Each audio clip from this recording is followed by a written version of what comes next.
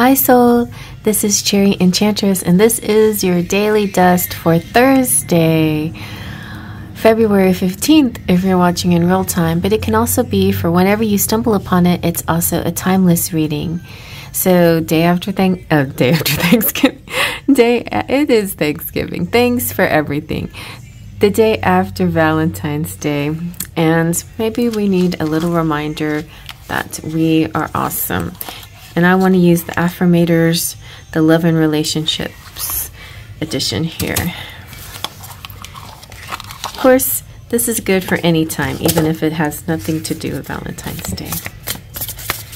Do a little shuffle, and then I'll pull from the middle. Okay, let's see. We have reliability. And honesty and wants and needs. Reliability says, I am reliable. When I say something, I'll do something. I take whatever that something is seriously. This applies to all commitments, even the ones that may have seemed small and insignificant to a less reliable me. From now on, flaking is just for dandruff commercials and cereal factories. And then honesty. This heralds a wonderful time of rooting yourself in complete and total honesty. It might seem scary to tell the truth all the time with everyone about everything, but when you practice radical honesty, you can stop hiding and start relaxing. The best part is honesty from you inspires honesty from others. What results is a rootin' tootin' trust parade, and everyone's invited except the bagpipe players. But you know they'll show up anyway. Wants and needs. I take stock of my relationships, and I'm honest about what I want and need from the people in my life. I note the difference between the two. Wants are negotiable, needs are not. Both may be desired, and either may be acquired, but that's getting into Venn diagram territory, and no one wants to draw one of those. Alright, although some of us might need to. The fine print right there. So you guys, this is about humor, and this is just looking at things and not getting too, you know, not too excited about it. Don't let it get to you too much. Life is like a box of chocolates. I keep saying that today. And I'm filming this a day ahead of time, so I'm back on schedule again for the next day.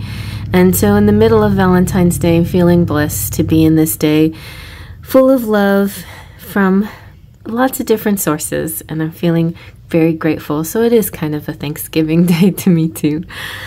But I feel like the message here is kind of to me just like I am part of the collective, and radical honesty could be very helpful sometimes. A lot of us, you know, if you're like me, you may be kind of a pacifist or maybe a passive-aggressive kind of person where you hint at things, but you don't actually come out and actually say stuff. And maybe it's time to actually say stuff, you know? But the one thing that I am super grateful about is that I do have all my needs met. I have everything I could possibly need in my life. I really do. There are some wants for sure, little wants here and there. But I do think about the wants, and I think about the word want, and wanting can sometimes lead to a lack mentality. So it's kind of good to try not to think about the word want so much. I want this, you know. It more like think about I have this.